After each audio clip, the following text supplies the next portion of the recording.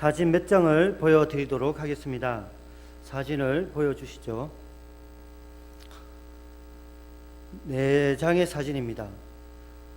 첫 번째 사진은 우리가 지금도 고통 가운데 있는 한국 전쟁 당시 피난 가는 사람들의 모습입니다. 그리고 두 번째 사진도 피난 가는 모습인데 한강 다리를 건너면서 아주 위험하게 건너고 있는 모습들입니다. 세 번째 사진은 새마을 운동입니다. 아시다시피 온 나라가 전쟁으로 파괴되고 가난 가운데 있을 때에 온 국민이 하나가 되어 열심히 일했던 장면입니다. 그리고 마지막 사진은 최근에 서울에 있는 한 지하철역 사진입니다. 여러분, 이 사진들을 보면서 여러분 만약에 이 사진들의 제목을 붙인다면 무엇이라고 부르시겠습니까?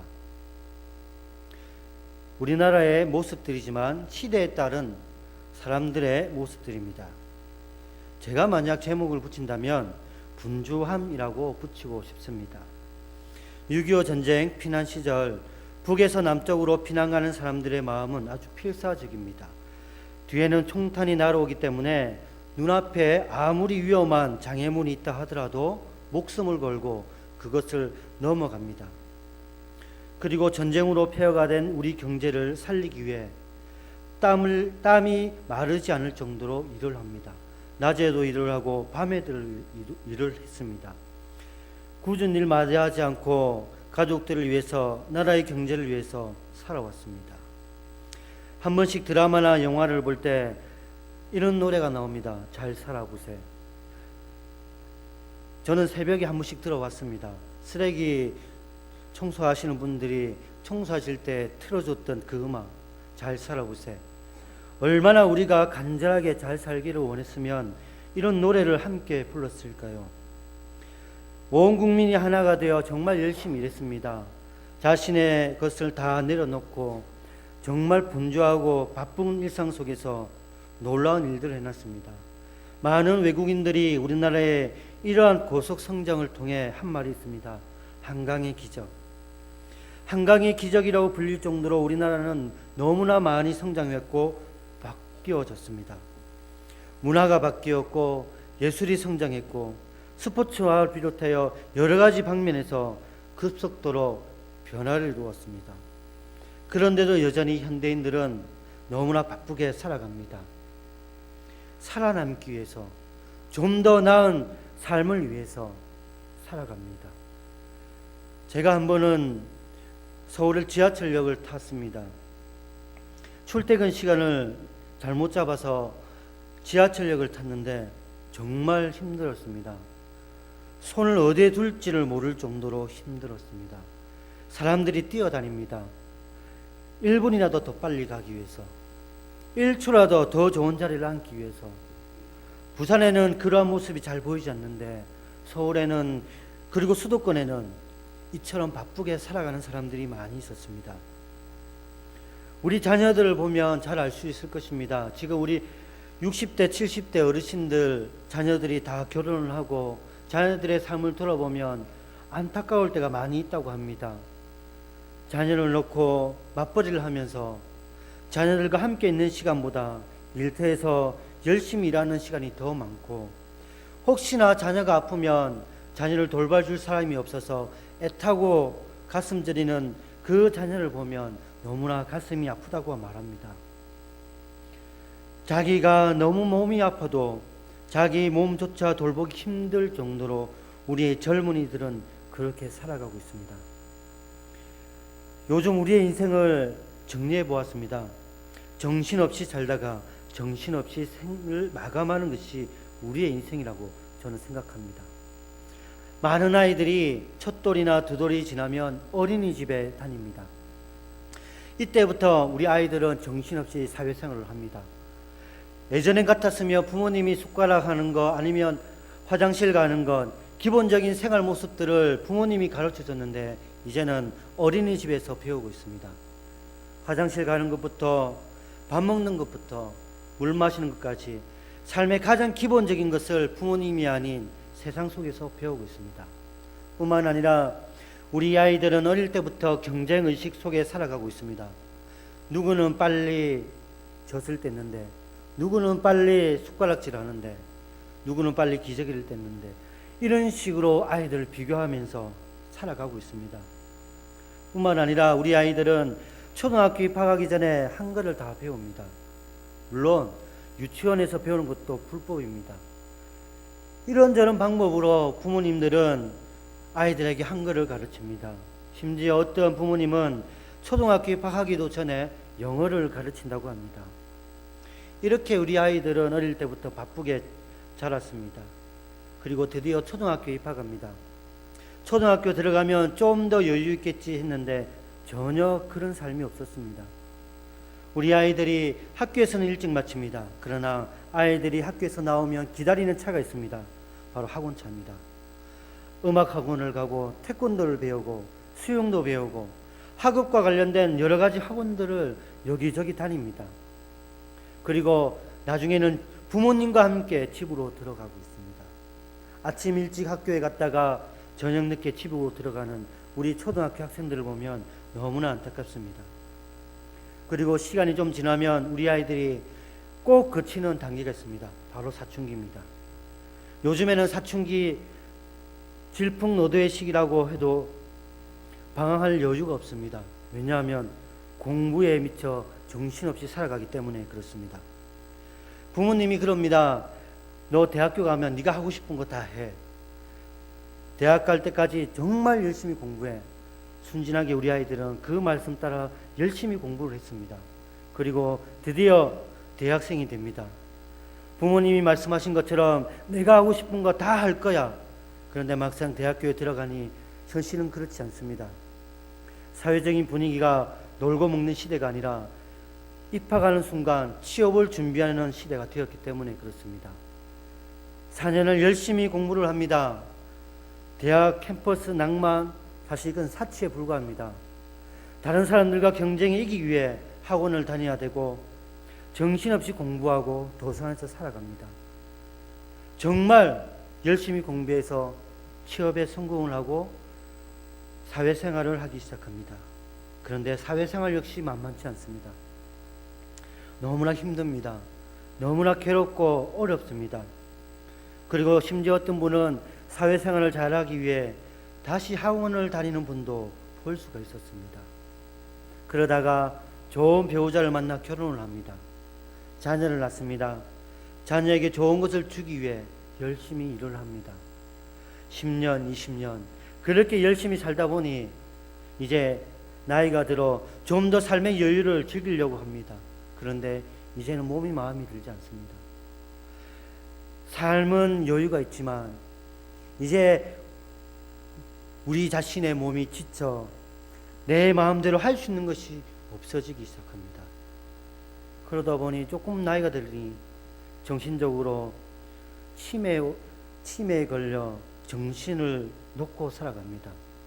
젊었을 때는 정신없이 바쁘게 살아가고 나이가 들어서는 치매에 걸려 정신없이 살아가는 것이 오늘 우리의 모습입니다. 안타깝지만 이것이 우리 자녀들이 걸어가야 할 길일 수도 있습니다. 우리가 걸어갔던 이 길, 어쩌면 더 힘들고 복잡하게 살아가야 할 이 길을 우리 자녀들, 우리 다음 세대의 친구들은 똑같이 걸어가야 할 것입니다. 우리 교육자들이 여름 수련회와 성경학교를 준비하고 있습니다. 수도권의 어느 고등부에서 실제로 있었던 이야기입니다. 고3 학생이 수련회에 가기 위해서 신청서를 제출했습니다. 그러자 부모님이 난리가 났습니다. 친구들도 난리가 났습니다. 야, 너 미쳤어? 공부해야지. 왜 수련회를 가? 여러분, 이 고3이라는 특별한 존재처럼 느껴지는 이 학생들은 하나님의 은혜를 갈급하기 위해 하나님의 은혜를 체험하고 하나님을 만나기 위해 수련회 가는 것조차 이상하게 여기지는 시대가 되었습니다. 분주함과 조급함이 하나님을 우리의 삶에서 점점 밖으로 밀쳐내고 있습니다. 그래서인지 우리가 하나님을 잊고 지낼 때가 너무나 많이 있습니다. 감사와 기쁨보다는 원망과 불평이 그 자리를 차지할 때가 많이 있습니다. 예배의 자리에 하나님의 감사와 기쁨이 아닌 불평과 불만이 가득하게 되었고, 시간이 남으면 하나님을 찾기보다는 삶의 여유를 찾아 세상 여기저기를 방황하는 것이 어찌 보면 우리의 삶의 모습일지도 모릅니다. 오늘 우리가 읽었던 본문 말씀을 보면 우리의 인생처럼 아주 역동적이지만, 그렇지만 그 마음 안에는 하나님이 주신 평안이 없고, 그 마음 안에는 불평과 불만이 가득한 사람들이 있습니다. 바로 출애굽을 하는 이스라엘 자손들입니다. 결과만 놓고 보면 우리는 항상 광야에서 방황하는 이 이스라엘 자손들을 안타까워합니다. 어쩔 때는 이들의 믿음 없음을 비판할 때가 많이 있습니다. 하지만 우리의 삶을 돌아보면 우리의 삶과 이들의 삶과 크게 다르지 않다는 것을 발견할 수 있습니다. 그래서 저는 오늘 본문 말씀을 통해 우리 자신을 돌아보면서 좀 더 성숙한 삶을, 그리고 성숙한 모습을 찾고자 함께 말씀을 나누고자 합니다. 오늘 본문을 보면 출애굽을 했던 이스라엘 자손들이 모세의 인도로 가나안 땅으로 길을 가고 있습니다. 하나님의 부르심을 받은 모세가 이스라엘의 지도자였던 것처럼 이스라엘의 지도자는, 참 지도자는 바로 하나님이셨습니다. 그래서 이들은 출애굽을 하면서 하나님의 놀라운 능력을 경험했습니다. 하나님의 은혜를 직접 묵도했습니다. 이들은 태어나면서부터 애굽의 노예로 살아왔지만 하나님의 은혜 가운데에 하나님의 백성으로 살아갈 수 있게 되었습니다. 신앙으로 따져도 보면 이들은 살았으나 죽은 것처럼 살아왔습니다. 하나님을 예배하지 못하고 우상을 섬기면서 하나님과 단절된 채 살아왔던 사람들이 바로 오늘 본문에 나오는 이스라엘 자손들입니다. 그런데 하나님의 전적인 은혜 가운데에 이들이 하나님을 마음껏 섬기고 하나님의 언약 백성으로 살아갈 수 있게 되었습니다. 하나님이 이들의 삶을 회복시켜 주셨고 이들의 놀라운 언약으로 이들을 이끌고 계십니다. 하지만 그 은혜를 경험한 지 얼마 되지 않아 이들의 마음속에는 감사와 기쁨 대신 하나님을 향한 원망과 불평이 가득합니다. 왜냐하면 이들에게 뒤쫓아오는 애굽의 기마병들이 있었기 때문입니다. 오늘 본문에도 나와 있는 것처럼 하나님께서는 바로와 애굽 사람들의 마음을 완악하게 했습니다. 그리고 출애굽을 하고 길을 걸어가고 있는 이 이스라엘 자손들을 뒤쫓게 했습니다. 열심히 길을 걸어가고 있었던, 그리고 뒤쫓아오는 것을 알지 못했을 때까지는 여유로운 마음으로 길을 걸어갔던 이 이스라엘 자손들이 이제는 조급함으로 살아갑니다. 이제는 여유가 없습니다. 이제는 내일에 대한 두려움으로 가득하게 됩니다. 그래서 이들은 모세를 원망하고 하나님을 원망합니다. 애굽에 매장지가 없어서 광야에 죽게 하느냐? 야, 우리가 그냥 애굽의 노예로 산다고 하지 않았느냐? 애굽 사람을 섬기는 것이 광야에서 죽는 것보다 더 낫다. 이렇게 막말을 합니다. 사실 하나님께서는 이스라엘 자손들을 억지로 출애굽시킨 것은 아니었습니다. 출애굽기 2장 24절을 보면 하나님이 그들의 고통 소리를 들으시고 하나님이 아브라함과 이삭과 야곱에게 세운 그의 언약을 기억하사라고 되어 있습니다. 그리고 6장 5절을 보면 이제 애굽 사람이 종으로 삼은 이스라엘 자손의 신음 소리를 내가 듣고 나의 언약을 기억하노라. 태어나면서부터 노예로 살았던 이스라엘 자손들이 괴롭고 힘들고 어려운 나머지 부르짖습니다. 살려달라고, 도와달라고. 이 부르짖는 소리를 하나님이 들으십니다. 그리고 아브라함과의 언약을 기억하사 하나님께서는 그 언약의 말씀대로 이들을 종되었던 그 애굽 땅에서 자유로 허락해 주십니다. 하나님의 백성으로 그리고 예배자로 불러주셨습니다. 그런데 이 놀라운 하나님의 은혜를 그들은 기억하지 못합니다.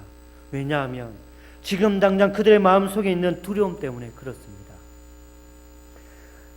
자기들이 현재 놓여진 그 힘들고 어려운 상황 속에서 할 수 있는 것이 하나도 없다는 것을 알았기 때문에 그렇습니다. 자기들이 할 수 있는 것이 하나도 없기 때문에 그들은 꼼짝없이 죽게 되었구나, 이렇게 생각했습니다. 그들 마음속에 하나님의 은혜는 사라져 버렸고 하나님의 전능하신 능력의 구원의 팔을 그들은 상실해 버렸습니다. 오늘 우리의 인생도 그럴 때가 많이 있습니다. 우리 역시도 에베소서 2장 1절의 말씀을 보면 우리 역시도 하나님께서 우리를 구원해 주지 않았다면 우리는 허물과 죄로 죽었던 존재입니다. 하나님의 그 은혜를 경험하지 못했다면, 하나님의 그 사랑이 없었다면 하나님과의 관계가 단절된 상태입니다. 하나님을 예배할 수도 없고 하나님을 부르짖을 수도 없는 그런 상태였습니다. 이스라엘 자손이 애굽의 노예였다면 우리는 세상의 노예였습니다. 마귀의 노예처럼 살았던, 세상의 노예처럼 살았던 우리를 하나님께서 구원해 주셨던 것입니다. 그리고 우리를 하나님의 자녀, 하나님의 백성으로 삼아 주셨습니다. 뿐만 아니라 하나님께서는 우리와 항상 함께 하시어 우리를 인도해 주십니다. 우리를 도와주십니다. 우리를 지켜주십니다. 매일매일 성령 하나님께서 우리를 도와주시고 매일매일 하나님의 말씀으로 우리에게 놀라운 은혜들을 베풀어 주십니다. 그런데 우리가 너무 바쁘게 지냅니다. 내 코가 석자인 것처럼 먹고 살기 위해서, 자녀들에게 더 좋은 것을 주기 위해서 너무 바쁘게 살아갑니다. 너무 많은 것을 얻기 위해서 때로는 욕심을 부리며 때로는 욕망으로 살아갈 때가 너무나 많이 있습니다.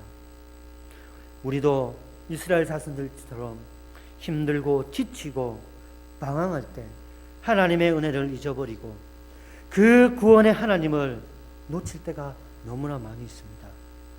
내 안의 분주함, 내일에 대한 두려움, 그것들로 인하여 내 신앙이 하나님과 멀어지게 하고 내가 하나님의 말씀대로 살지 못하는 그런 장애 요소인들이 되고 있습니다. 그런데도 놀라운 것은 이러한 분주함과 두려움 가운데 살아가는 우리에게 하나님께서 하신 말씀이 있습니다. 모세를 통해 13절과 14절 말씀을 하십니다. 모세가 백성에게 이르되 너희는 두려워하지 말고 가만히 서서 여호와께서 오늘 너희를 위하여 행하시는 구원을 보라.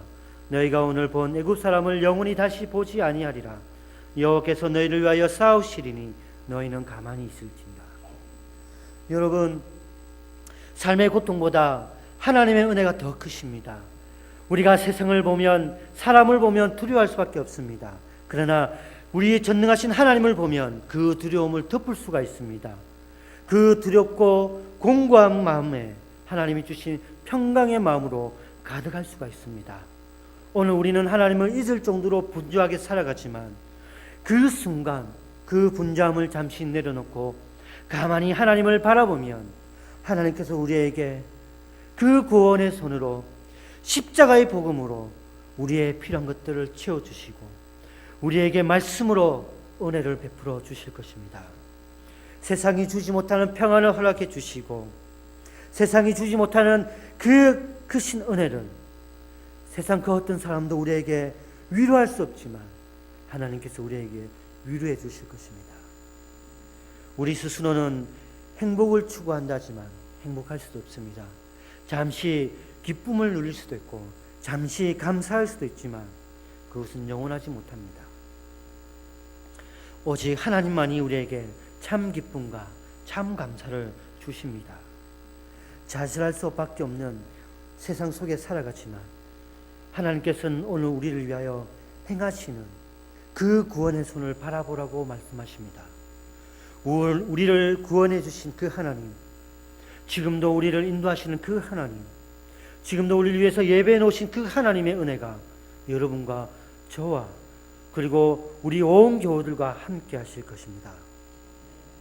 사랑하는 성도 여러분, 어찌 보면 우리는 매일 홍해 앞에 서 있는 이스라엘 자손들처럼 살아갑니다. 내일 우리는 어떠한 일이 일어날지 아무도 알지 못하고 때로는 내일이 오기를 두려워합니다. 내 힘으로, 나의 능력으로 지금 나에게 처해진 문제를 해결하려고 하는데 자꾸 문제가 복잡해집니다. 길이 보이지 않습니다. 답이 보이지 않습니다. 절망밖에 보이지 않습니다. 이때 하나님을 찾으십시오. 그리고 하나님 앞에 간절히 부르짖으십시오. 내 방법이 아닐지라도 하나님의 방법으로 우리를 도와주실 것입니다. 하나님의 방법으로 우리를 인도해 주실 것입니다. 내가 할 수 있는 것은 복음성의 가서처럼 오직 감사와 기도밖에 없습니다. 전능하신 하나님께서 우리의 삶을 돌봐주시고 우리의 삶을 인도해 주시기 때문입니다. 창세기 50장 20절을 보면 우리가 잘 아는 요셉의 고백이 있습니다. 당신들은 나를 해하려 하였으나 하나님은 그것을 손으로 바꾸사 오늘과 같이 많은 백성의 생명을 구원하게 하시려 하셨나니 라고 했습니다.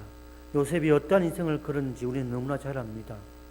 행복의 순간보다 기쁨과 감사의 순간보다 아픔과 고난의 순간이 더 많이 있었습니다.